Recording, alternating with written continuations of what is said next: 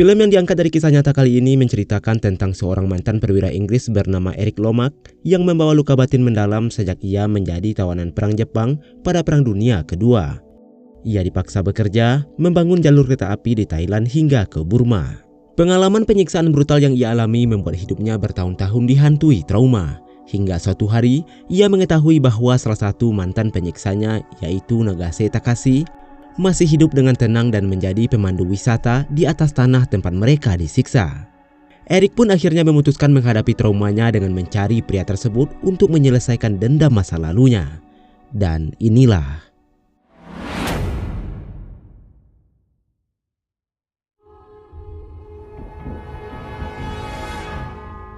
film dimulai dengan menampilkan sebuah klub veteran Perang Dunia Kedua di Inggris, tempat berkumpulnya para mantan tentara yang kini memasuki usia senja. Di antara mereka ada seorang veteran bernama Eric Lomax. Di usia tuanya, Eric dan rekan-rekannya menghabiskan waktu untuk berbincang, saling menguatkan dan mengenang masa lalu. Selain menikmati kebersamaan bersama teman-temannya, Eric ternyata juga seorang penggemar berat kereta api. Ia mengumpulkan berbagai informasi tentang dunia perkereta-apian, menjelajahi banyak wilayah untuk memuaskan hobinya tersebut yang baginya terasa sangat menyenangkan. Hingga pada suatu hari sepulangnya dari lelang buku, ia tanpa sengaja bertemu dengan seorang wanita bernama Patricia di dalam kereta. Obrolan ringan yang terjadi di antara mereka meninggalkan kesan mendalam, membuat Eric langsung terpikat. Hingga di keesokan harinya, ia sengaja menaiki kereta yang sama demi bertemu kembali dengan Patty. Yang ternyata Patty juga merasakan hal yang serupa. Ada ketertarikan yang tumbuh di antara keduanya. Pertemuan demi pertemuan membuat hubungan mereka semakin dekat hingga akhirnya mereka memutuskan untuk menikah. Pernikahan tersebut disambut hangat dan dihadiri oleh teman-teman veteran Eric yang turut berbahagia atas kebahagiaan sahabat mereka.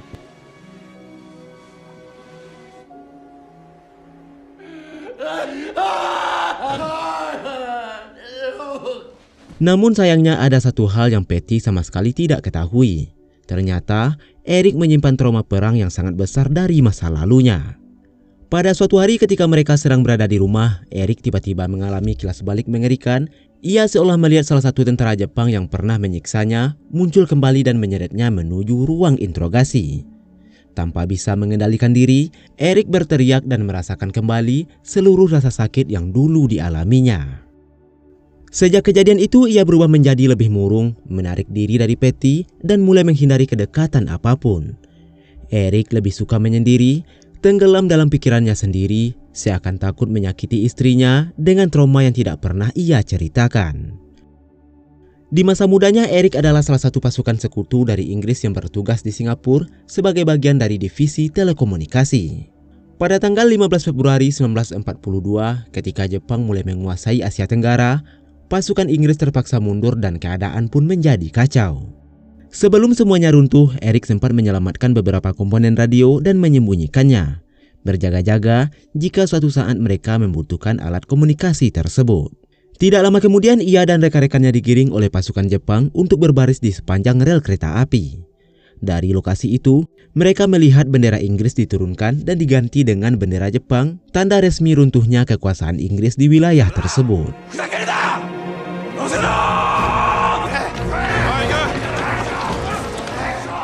Setelah itu, para tentara sekutu dipaksa masuk ke dalam gerbong sempit, berdesak-desakan tanpa ruang, tanpa air, dan tanpa tahu mereka akan dibawa kemana. Memulai perjalanan panjang menuju kamp kerja paksa yang penuh penderitaan. Untuk membantu Eric menghilangkan trauma lamanya, Patty mengajaknya pindah rumah dan mencoba memulai hidup baru di tempat yang lebih tenang. Namun meskipun begitu, Eric tetap saja murung, tertutup, dan bersikap sangat dingin terhadap istrinya. Bukannya membaik, ia justru semakin mudah tersinggung, mulai berbicara kasar, meminta Patty untuk tidak ikut campur dalam urusannya, dan menolak semua bentuk perhatian. Dan parahnya lagi, ia bahkan hampir menyerang petugas yang datang hanya untuk menagih pembayaran tagihan rumah.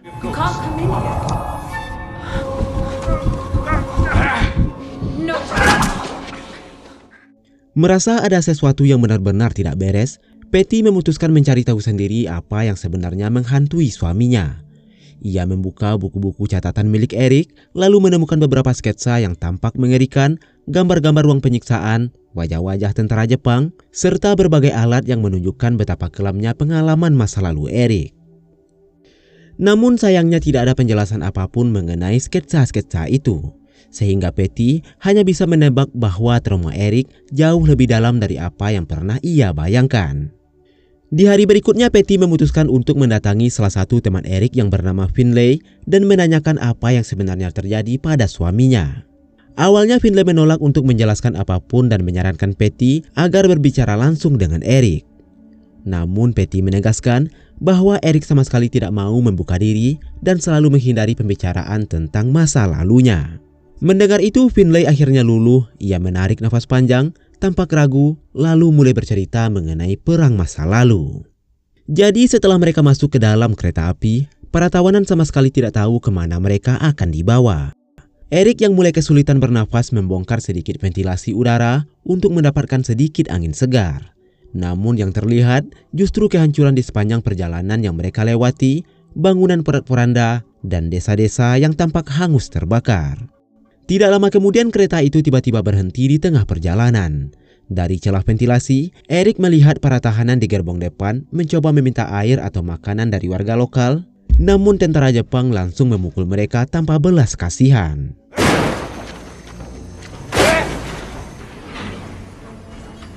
Setelah itu kereta kembali berangkat membuat para tawanan hanya bisa bertahan dalam ketidakpastian. Beberapa waktu kemudian, kereta itu akhirnya berhenti dan sampailah mereka di Thailand. Para tawanan segera digiring keluar menuju area kerja paksa. Selangkah demi selangkah, mereka melihat pemandangan yang sangat mengerikan. Tawanan disiksa tanpa ampun, tubuh-tubuh mereka rubuh di tanah, hingga mayat-mayat yang dibiarkan begitu saja tanpa dikuburkan.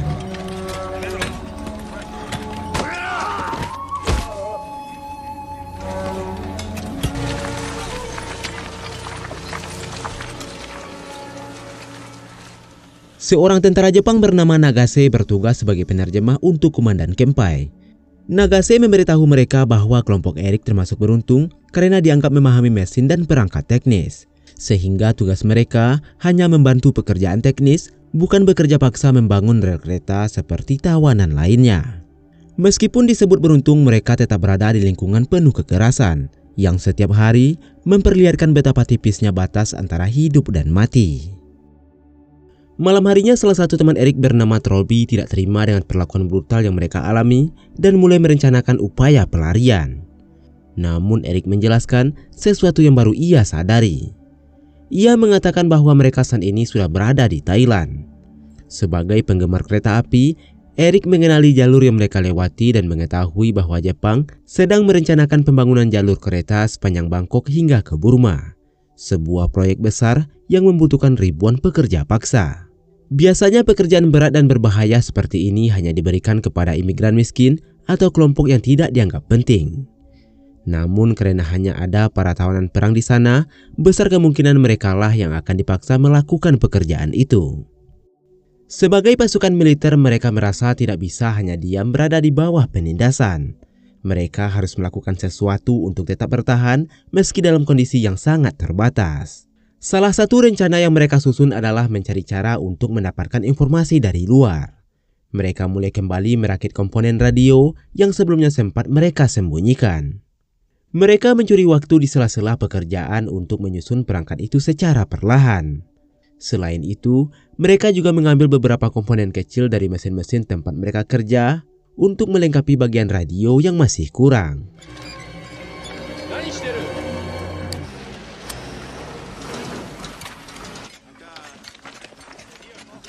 Pada suatu hari ketika melewati rel kereta yang sedang dibangun, Eric tanpa sengaja bertemu dengan Mayor York, seorang komandan yang kini juga menjadi pekerja paksa. Penampilannya tampak jauh berbeda dari sosok pemimpin yang ia kenal. Sang mayor terlihat lesu, kotor, dan tampak kehilangan marwahnya sebagai seorang pemimpin militer. Pemandangan itu membuat Eric tertegun. Ia tak pernah membayangkan bahwa seorang komandan seperti Mayor York bisa diperlakukan rendah seperti itu. Tidak lama kemudian mereka melewati sebuah kawasan sungai yang sangat indah. Keindahan itu membuat Eric tergerak untuk mengabadikan di dalam sebuah peta. Meski ia tahu bahwa menggambar tanpa izin bisa membahayakan dirinya. Karena takut ketahuan, Eric menyembunyikan gambar itu di dalam batang bambu tempat mereka buang air agar tentara Jepang tidak menemukannya. Setelah itu mereka kembali bekerja sambil diam-diam melanjutkan proyek pembuatan radio. Saat memperbaiki mobil-mobil tua milik Jepang, mereka memanfaatkan baterainya untuk menghidupkan perangkat radio yang mereka susun, yang pada akhirnya radio itu berhasil berfungsi dengan baik.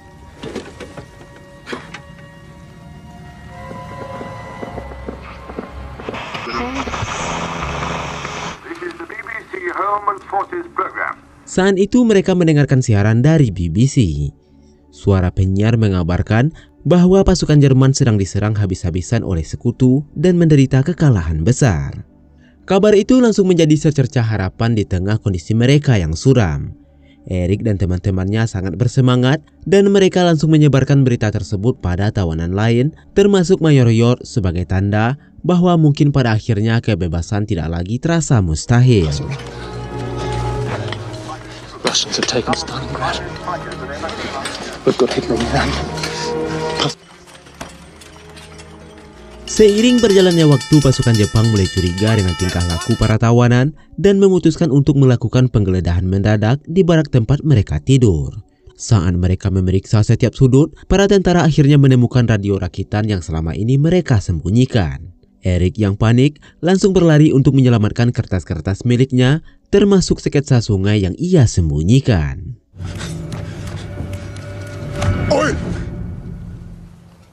Setelah penemuan radio tersebut, semua pekerja paksa dibariskan di luar barak. Eric beserta 3 sahabatnya dipanggil untuk maju ke depan. Ketegangan melingkupi udara saat Kenpai datang dengan wajah marah. Tanpa sekata patah pun, ia langsung memukuli Finlay di hadapan para semua tawanan, membuat suasana semakin mencekam.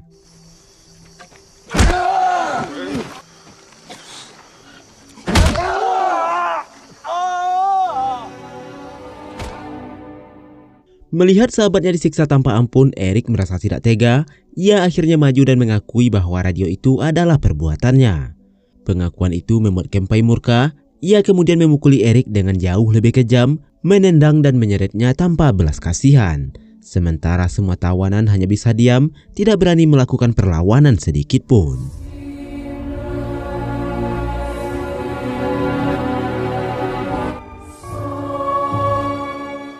Setelah penyiksaan itu, Eric sempat tinggal dan dirawat oleh teman-temannya selama 1 minggu. Namun selama waktu itu pula, ia terus-menerus mengalami siksaan yang seolah tidak ada akhirnya. Tidak lama kemudian, penerjemah Kenpai yang tidak lain adalah Nagase datang ke barak dan mengatakan bahwa seharusnya Eric bisa saja dihabisi dengan mudah. Namun menurutnya, kali ini Eric beruntung karena masih diberi kesempatan untuk mengaku. Nagase kemudian memerintahkan Eric untuk menjelaskan secara detail semua yang ia lakukan, terutama terkait radio rakitan. Setelah itu, ia menyeret Eric keluar dari barak dengan kondisi tangan terikat, lalu menariknya menggunakan sepeda motor seperti menyeret hewan.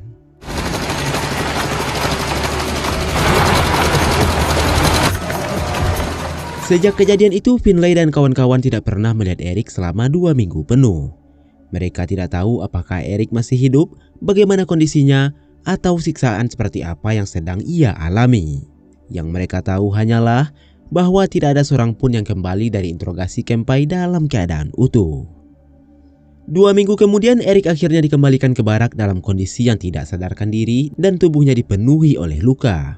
Sayangnya, Eric tidak pernah sekalipun menceritakan apa yang sebenarnya terjadi padanya selama ia menghilang.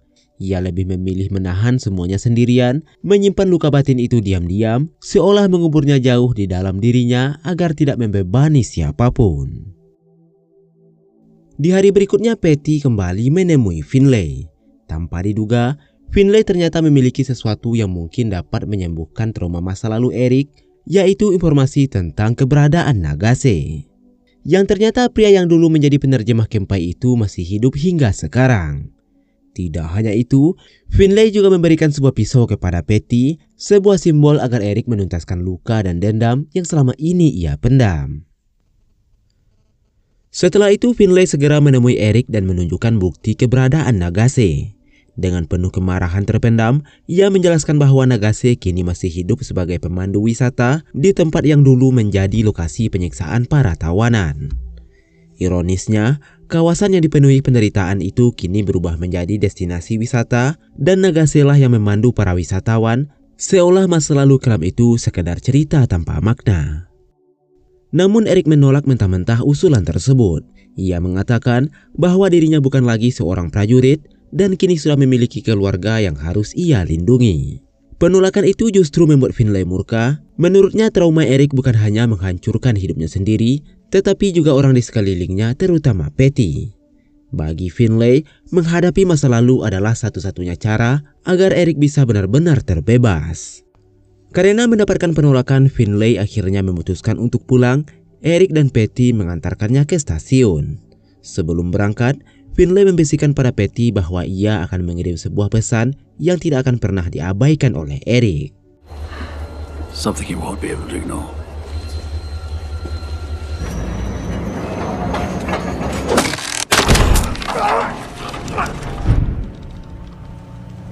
Yang ternyata pesan itu berupa sebuah tindakan ekstrim. Finlay bunuh diri sebagai bentuk kekecewaan mendalam karena Eric telah mengabaikannya dan membiarkan traumanya terus menghancurkan hidupnya. Di pemakamannya, Eric bahkan tidak muncul dan hanya diwakili oleh istrinya.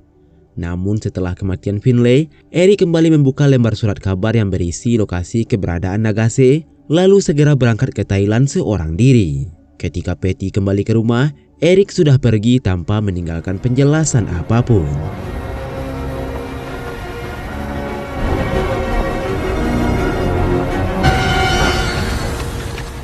Sesampainya di Thailand, Eric langsung berhadapan dengan monumen tempat kerja paksa yang dulu menjadi lokasi penderitaannya.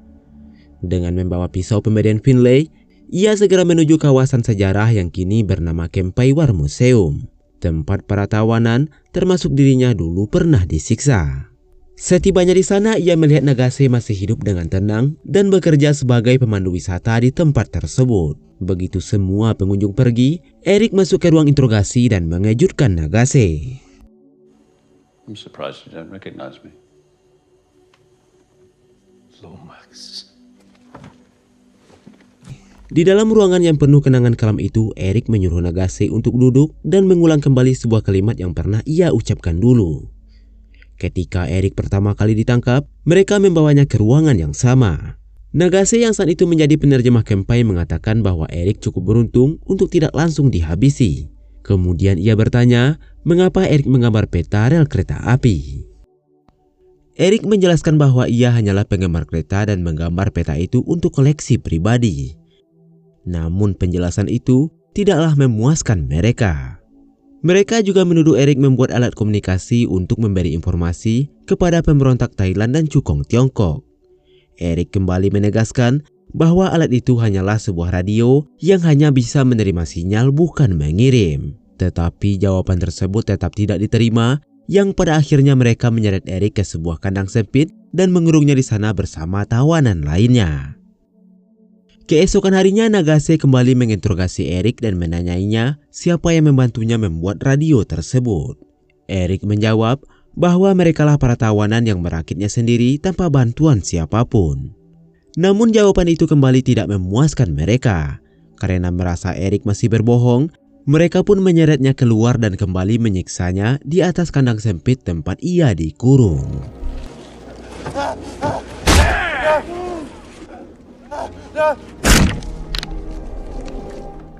Nagase sempat heran bagaimana Eric masih bisa bertahan hidup setelah semua penyiksaan itu.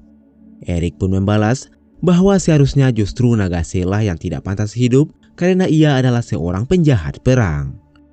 Namun Nagase membantah keras dan mengatakan bahwa ia hanyalah seorang penerjemah dan tidak lebih.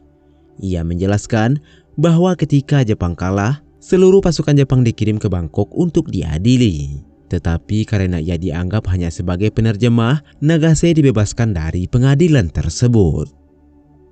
Setelah perang berakhir, ia bekerja sebagai penerjemah untuk mencari kuburan para korban perang, berkeliling dari satu tempat ke tempat lain dengan kereta api, kemudian mengidentifikasi jenazah dan menguburkannya secara layak. Nagase terus-menerus menjelaskan jasa-jasa yang ia lakukan setelah perang, sesuatu yang justru membuat Eric semakin marah.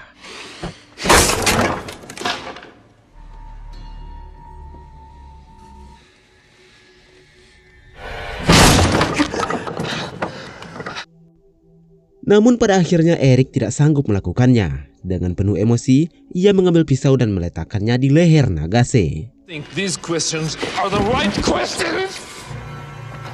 Ia lalu menyeretnya menuju kandang kecil tempat dulu ia pernah dikurung dan disiksa oleh pasukan Jepang. Tidak jauh dari sana, Eric melihat sebuah ruang penyiksaan yang langsung memicu ingatan kelam masa lalunya.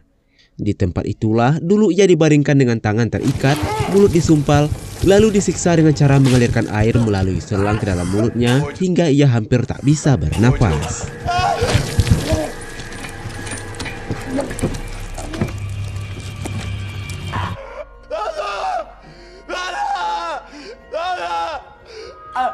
Mereka melakukannya berulang-ulang sampai Eric berteriak menahan rasa sakit yang tak tertahankan.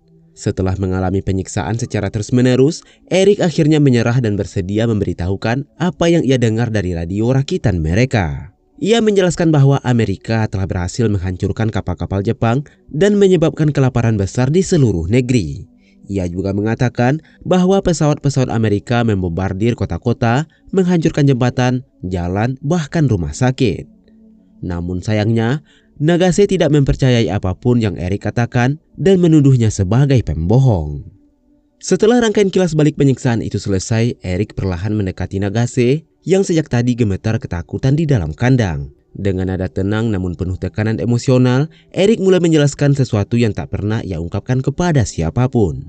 Ia mengatakan bahwa ibunya meninggal ketika ia masih berada di medan perang dan ia tidak pernah mendapatkan kesempatan untuk berpamitan. Kesedihan itu tertumpuk bersama rasa bersalah dan trauma mendalam akibat kekejaman yang ia alami. Semua itu membuatnya menjadi sosok yang hancur secara batin ketika perang berakhir, bahkan hingga bertahun-tahun lamanya.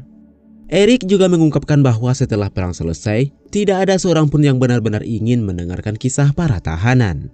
Tidak ada ruang untuk menceritakan penyiksaan, kekejaman, atau kehancuran psikologis mereka. Semua orang ingin melanjutkan hidup seolah apa yang terjadi di kamp kerja paksa itu tidak pernah ada. Nagase juga mengatakan kalau mereka tidak pernah membicarakan apa yang telah mereka perbuat. Seakan semua itu hanyalah bagian kecil dari sejarah yang bisa dilupakan begitu saja. Eric kemudian menyebut nama Finlay, sahabat yang bertahun-tahun menanggung tekanan mental dan trauma pasca perang. Ia mengatakan bahwa Finlay selalu merasa bertanggung jawab atas apa yang terjadi kepada Eric dan teman-teman mereka. Segala trauma yang ia tanggung sendiri akhirnya membuat Finlay menyerah dan memilih untuk mengakhiri hidupnya. Menurut Eric, kematian Finlay adalah beban yang terakhir yang memaksanya untuk menuntaskan semuanya. Mendengar semua itu, Nagase akhirnya mengerti mengapa dirinya masih hidup sampai saat ini. Bukan karena keberuntungan semata, tetapi karena ia merupakan bagian dari cerita yang belum selesai. Ia adalah simbol dari masa lalu yang belum tertutup, dan kedatangan Eric adalah kesempatan terakhir untuk mengakhirinya, entah dengan kematian atau dengan pengampunan. Namun alih-alih menghabisi Nagase seperti yang didorong oleh masa lalu dan bahkan oleh Finlay, Eric tidak melakukannya. Dengan tangan gemetar, ia akhirnya menurunkan pisau dan melepaskan Nagase. Bukan karena Nagase bersalah, tetapi Eric sadar bahwa menghabisinya tidak akan pernah menyembuhkan apapun. Hal itu hanya akan mengikat dirinya lebih dalam pada masa lalu yang penuh kegelapan. Eric memutuskan untuk berdamai dengan dirinya sendiri, memilih menuntaskan luka batinnya. Setelah itu, Eric pulang ke Inggris dan menemui istrinya, meninggalkan masa lalu yang akhirnya bisa ia lepaskan setelah puluhan tahun menghantuinya. Beberapa waktu kemudian Nagase mengirimkan sepucuk surat kepada Eric berisi permohonan maaf yang sangat tulus. Ia menulis bahwa sejak pertemuan terakhir mereka, hidupnya terasa seperti terus-menerus ditikam oleh rasa bersalah. Ia juga mengatakan tidak pernah bisa melupakan perlakuan kejamnya terhadap Eric dan para tawanan lainnya, dan beban itu membuatnya hidup dalam penderitaan bertahun-tahun lamanya. Eric yang membaca surat tersebut tidak bisa mengabaikannya begitu saja. Ia akhirnya memutuskan kembali ke Thailand untuk menutup semua luka masa lalunya. Dan kali ini, ia mengajak Patty turut serta agar istrinya memahami apa yang sebenarnya terjadi. Sesampainya di sana, Eric membawa Patty ke jalur kereta yang dulu dipaksa mereka bangun. Sebuah rel yang ternyata masih terbengkalai hingga hari itu. Beberapa saat kemudian Nagase muncul dan menghampiri mereka. Begitu bertemu, Nagase langsung membungkuk dalam-dalam dan meminta maaf sambil menangis. Ia berkata bahwa ia tidak bisa hidup selamanya dengan dosa yang membebani dirinya. Eric yang melihat ketulusan tersebut lalu menyerahkan surat balasan. Dalam surat itu, Eric menulis bahwa dirinya juga hidup dalam penderitaan selama bertahun-tahun. Dan ia memahami kondisi Nagase yang sama-sama tersiksa oleh masa lalu. Eric menegaskan bahwa satu-satunya cara untuk benar-benar mengakhiri dendam adalah dengan saling memaafkan. Di momen itu, Eric dan Nagase akhirnya saling memaafkan. Keduanya menyadari bahwa kebencian hanya akan menciptakan luka baru, dan pengampunan adalah jalan menuju kedamaian. Setelah pertemuan tersebut, hubungan mereka perlahan berubah menjadi sebuah persahabatan yang sangat tulus. Persahabatan itu tetap terjalin hingga Takashi Nagase meninggal pada tahun 2011. Dan setahun kemudian, atau pada tahun 2012, Eric Lomax menyusul wafat pada usia 93 tahun. Memaafkan bukan berarti melupakan atau membenarkan kejahatan, tetapi membebaskan diri dari belenggu rasa sakit. Film ini mengajarkan bahwa penyembuhan sejati datang bukan dari balas dendam, melainkan dari keberanian menghadapi masa lalu dan memilih pengampunan. Akhir kata saya ucapkan terima kasih, sampai jumpa di video selanjutnya, dan wassalamualaikum warahmatullahi wabarakatuh.